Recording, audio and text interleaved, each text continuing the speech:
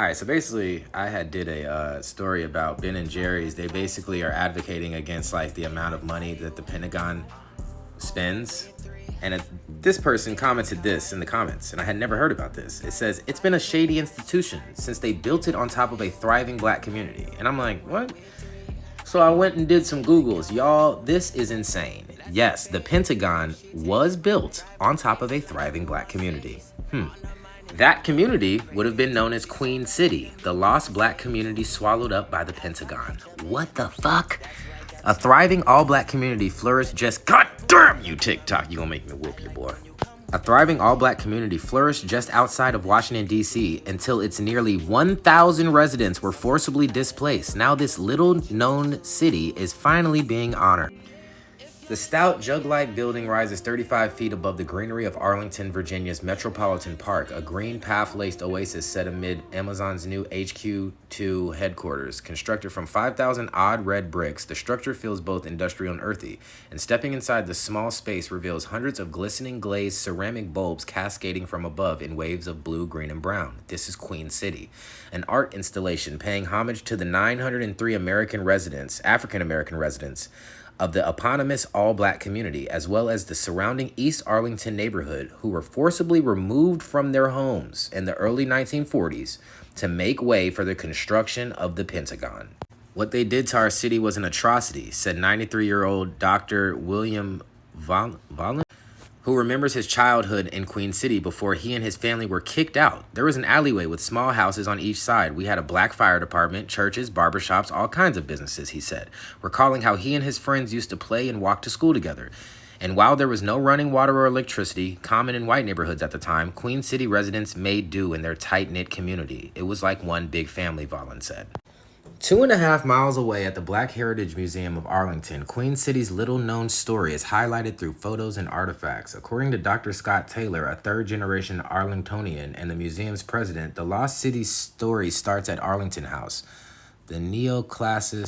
My bad, y'all. I can't read up under his comment. Neoclassical mansion established in the early 1800s by George Washington Parke Custis, the step-grandson of Martha Washington, who was raised by George and Martha Washington. Enslaved individuals from George Washington's estate, Mount Vernon, built Arlington House before working on the property and in the home. General Robert E. Lee, who in 1831 married Mary Custis, heiress of Arlington House, lived here in the years leading up to the U.S. Civil War. After joining the Confederacy, Lee left, never to return. After many years of focusing on the Curtis Lee story, Arlington House recently has been reimagined to encompass the voices of African Americans who lived and labored.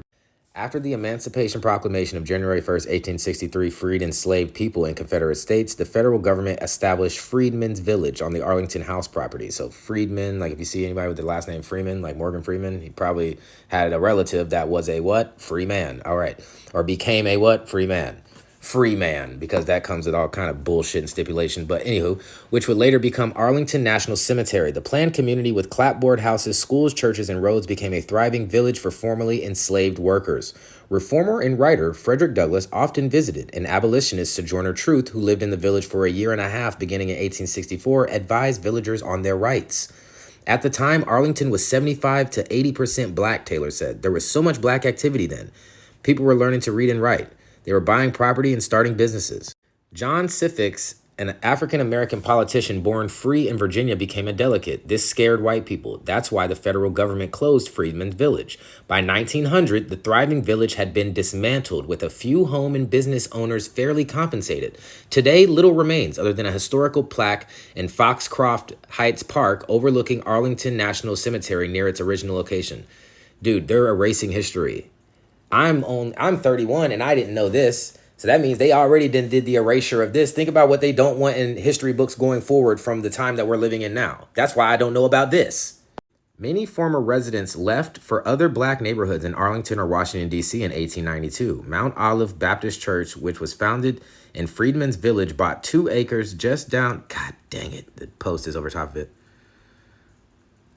Okay, I can see 12 years later, a developer bought 27 more acres. By 1940, more than 200 African-American households lived in this new community, which became known as East Arlington.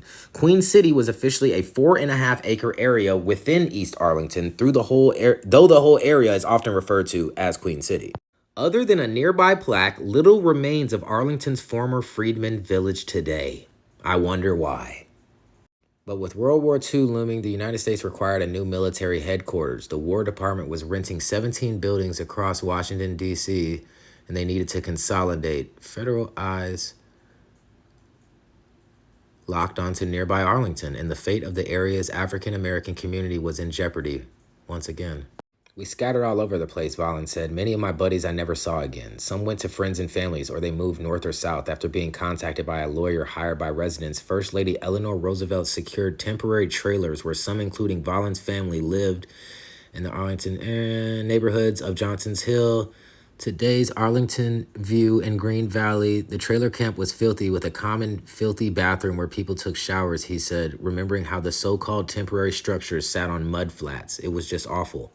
The government displaced 903 African American residents to make way for the Pentagon and its roads and parking lots. We stayed there a couple years, Volin added. Then they moved us to another trailer camp in Green Valley, and they finally built some new project homes where my family moved. Despite the fact that Volin went on to become a successful something, he has never forgotten how his family and others were treated. In my research, he said,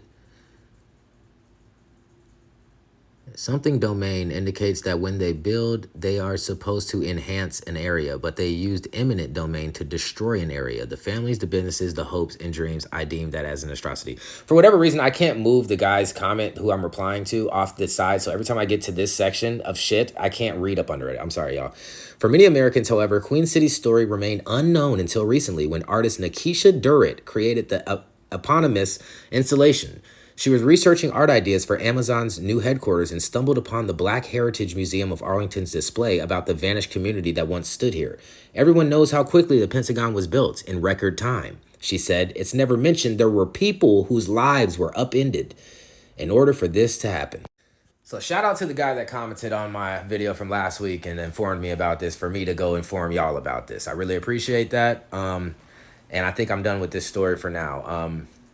Y'all go follow me on YouTube and Twitch. Got be on live. Same name is here. Twitter and Threads. Same name is here. And I make some great music of all genres. I mix, master, engineer, produce most of my music. It's just the same name as my TikTok name, except take off the one. All right? On all major platforms.